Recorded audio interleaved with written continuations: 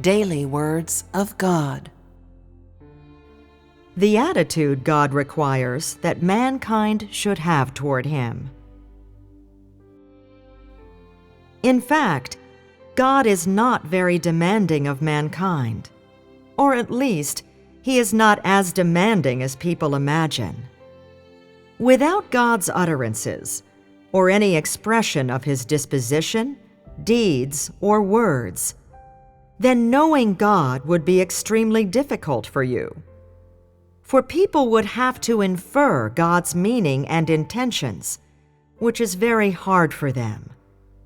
But with regard to the final stage of His work, God has spoken many words, done a great amount of work, and made many requirements of man. In His words and His great amount of work, He has informed people of what He likes, what He loathes, and what kind of people they should be. After understanding these things, in their hearts, people should have an accurate definition of God's requirements. For they do not believe in God amid vagueness and abstractness, and they no longer believe in the vague God, or follow God amid vagueness and abstractness and nothingness. Instead, people are able to hear God's utterances. They are able to understand the standards of His requirements and attain them.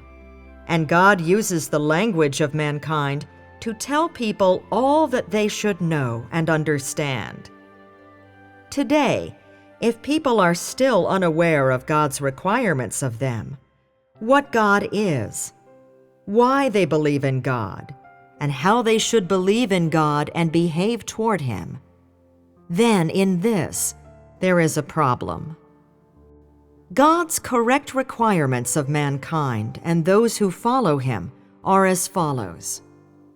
God requires 5 things of those who follow Him: true belief, loyal following, absolute obedience, true knowledge, and heartfelt reverence.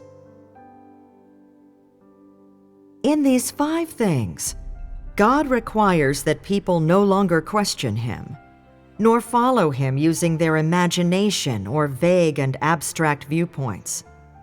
They must not follow God with any imaginings or conceptions.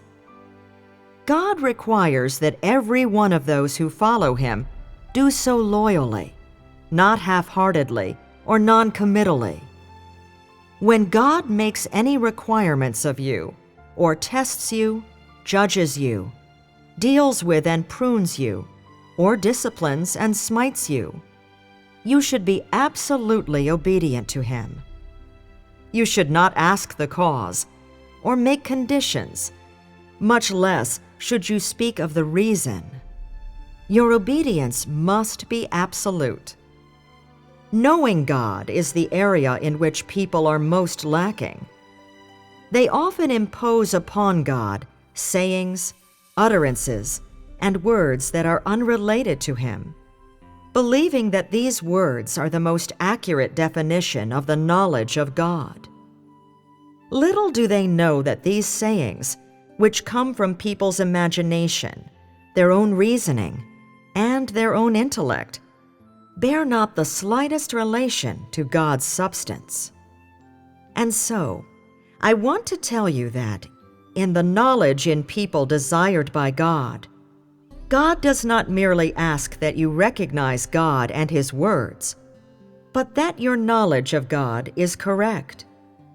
Even if you can only say one sentence, or are only aware of a little bit, this little bit of awareness is correct and true, and compatible with the substance of God Himself. For God detests people's praise and commendation of Him that is unrealistic and ill-considered. More than that, He hates it when people treat Him like the air.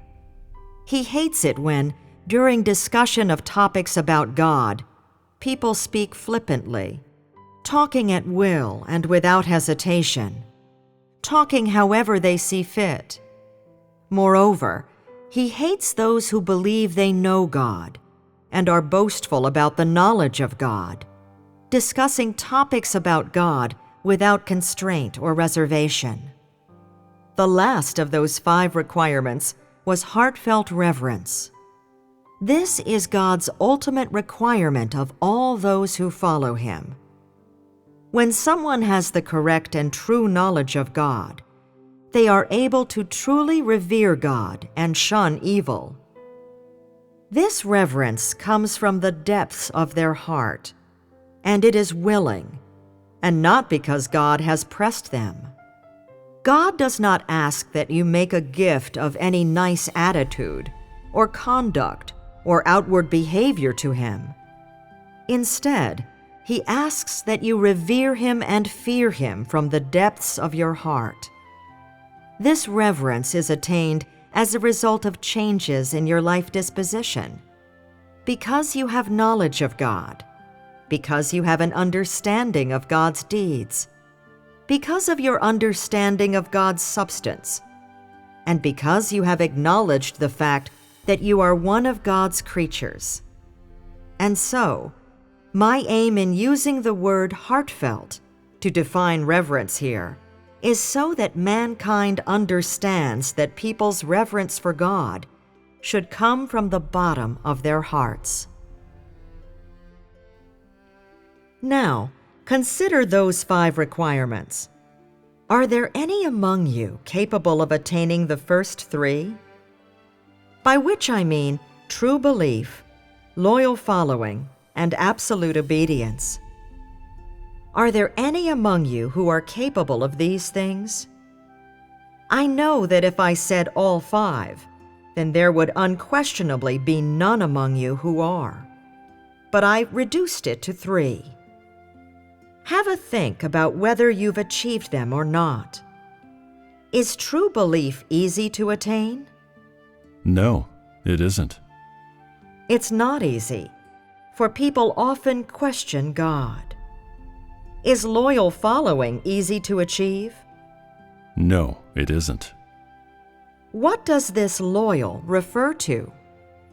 Not being half-hearted, but wholehearted.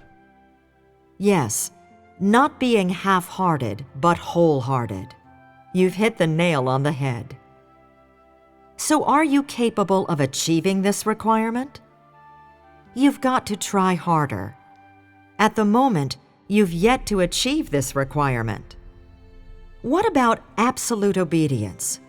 Have you achieved that? No. You haven't achieved that either. You are often disobedient and rebellious. You often don't listen, or wish to obey, or want to hear.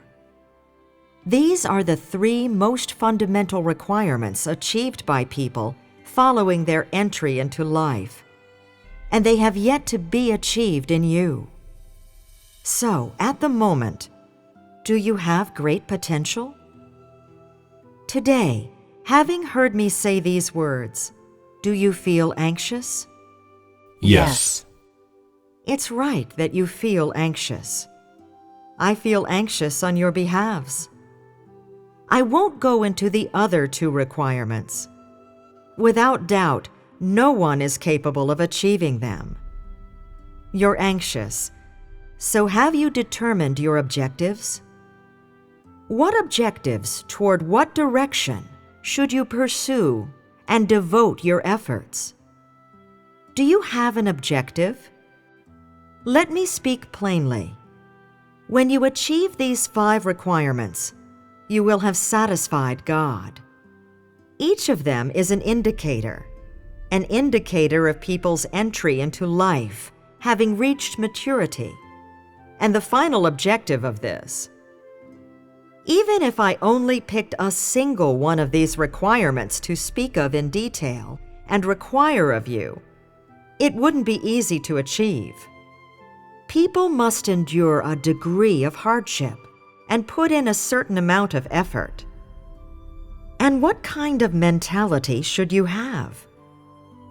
It should be the same as a cancer patient waiting to go on to the operating table. And why do I say this? If you wish to believe in God and wish to gain God and gain His satisfaction, then if you don't endure a degree of pain or put in a certain amount of effort, you will not be able to achieve these things. You have heard much preaching, but having heard it does not mean this preaching is yours. You must absorb it and transform it into something that belongs to you. You must assimilate it into your life and bring it into your existence, allowing these words and preaching to guide the way you live and bring existential value and meaning to your life. And then it will have been worth you hearing these words.